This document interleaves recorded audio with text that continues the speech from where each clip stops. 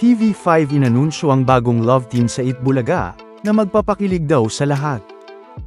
Karen Aistrup, Ruel Carino, Daryl Jandani, at Lucky Robles, may pasabog sa February 6. Yul sasabak sa acting, kasama nga ba sa Lenten Special? Boss Joey hindi na nakatiis, bumanat na sa mga fake news sa Singing Queens. Talaga namang hindi na nga nakatiis ang nag-iisang henyo Master Boss Joey De Leon, matapos nga nitong bumanat sa mga nagpapakalat ng fake news. Na kung saan ay nangyari nga yan noong February 2, 2026 sa Itbulaga, na kung saan ay sinabi nga dito ni Boss Joey na marami na nga daw ang mga inventor ngayon, o mga inventor nga daw ng mga fake news.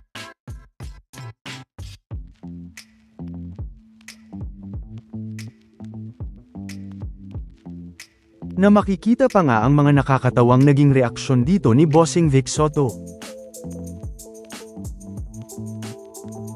Dagdag pa nga ni Maine, na wag daw itong tularan. Hindi man malinaw kung tungkol saan ito, ay matatandaang talaga namang naging usap-usapan nga ang naging issue ng patungkol nga sa pag-alis, o pagtanggal nga daw ng Itbulaga sa mga Singing Queens, matapos mawala ang segment na Pera P.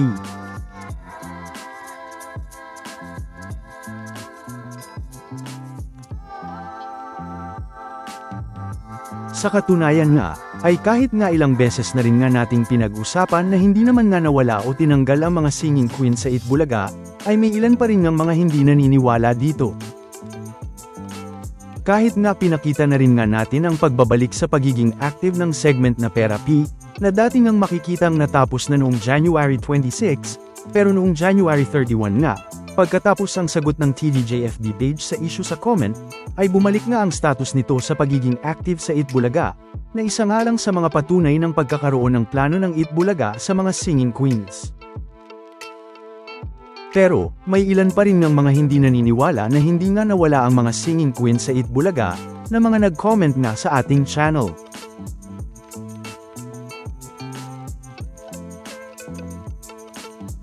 Sa katunayan nga, ay kahit pinakita na nga natin ang apat na patunay na hindi naman inalis ng Itbulaga ang mga Singing Queens, at ganun na rin nga ang sagot ng TVJ FB page na patungkol sa issue, na una na nga nating napag-usapan, ay may hindi pa rin nga naniniwala dito, lalo na nga ang isang comment na ito.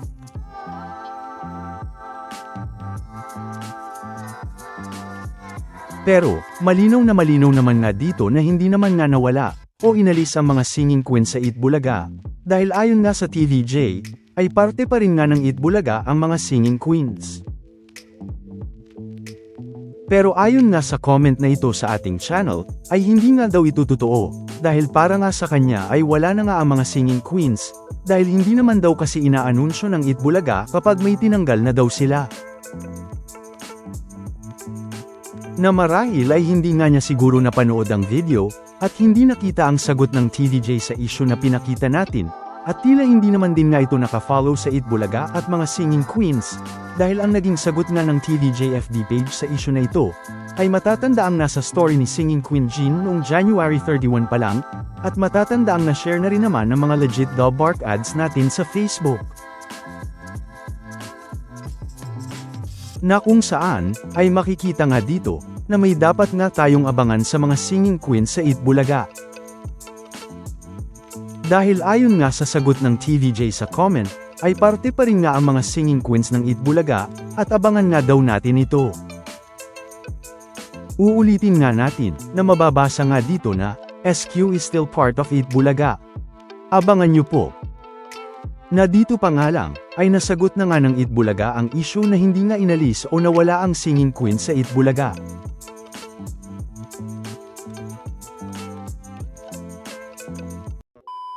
Welcome back mga ka-highlights. Bago tayo magpatuloy ay maaaring mag-subscribe at i-click ang notification bell para updated kayo sa mga susunod pang videos, at paki-like na rin ang video, share at mag-comment na rin. Maraming salamat po. Samantala, isang pasabog naman nga ang dapat nating abangan kay Yul at kay Singing Queen Eunice sa Itbulaga, na matatandaang naibalita na rin nga sa Frontline Pilipinas. Pero bago nga yan, ay matatanda ang noong linggo lang unang araw ng February 1, 2026, ay matatanda ang makikita nga ang isang post ng Itbulaga na ito, na kung saan ay ipinarinig nga ng Itbulaga ang isang kanta para sa mga Dobark ads, na may caption ngang, baka sakaling pwede pa, baka pwede pa tayong dalawa. Kayo, ano ang baka sakali nyo? Natila unang duet single nga ito ni Yul at Singing Queen Eunice, lalo na nga kung pakikinggan ito. Na kahit nga ang mga netizens ay ito din nga ang naging hula dito.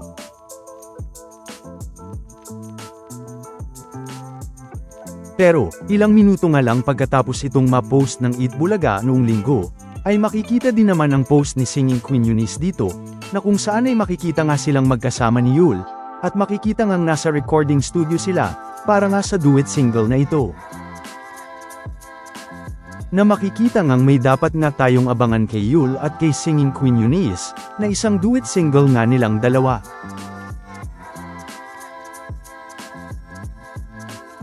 Sa katunayan nga, ay ayon sa interview ng Frontline Pilipinas kay Yul, ay sinabi nga nito na excited na nga daw siya sa mga projects niya, lalo na nga sa singing at acting.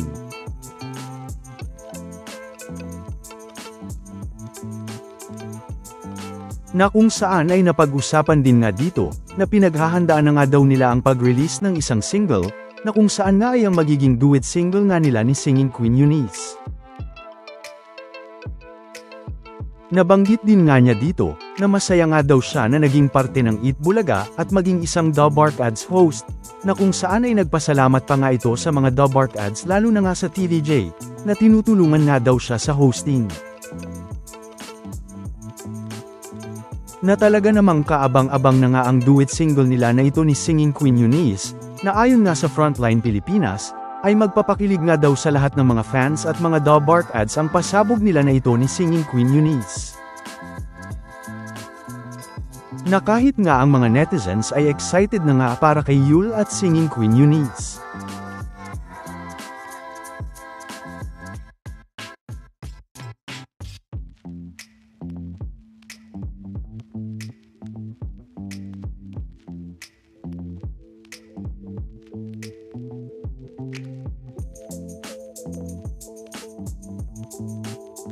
At dahil nabanggit din nga ni Yul ang pagsabak niya sa acting, ay mapapanood din nga kaya natin si Yul sa Lenten special ng Itbulaga ngayong 2026, at kung kasama nga dito si Yul, ay ano nga kaya ang magiging role niya dito kung kasama siya.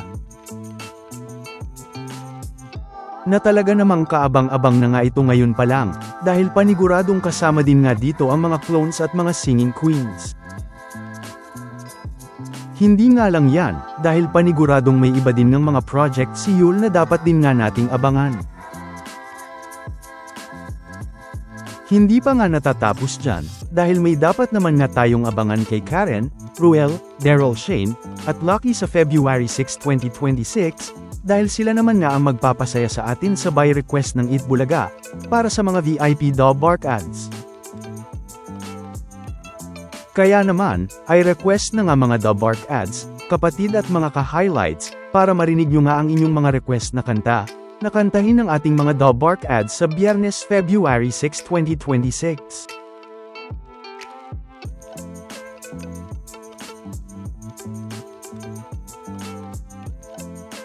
Samantala, ano naman ang mga masasabi nyo, patungkol sa mga napag-usapan natin, sa video na ito?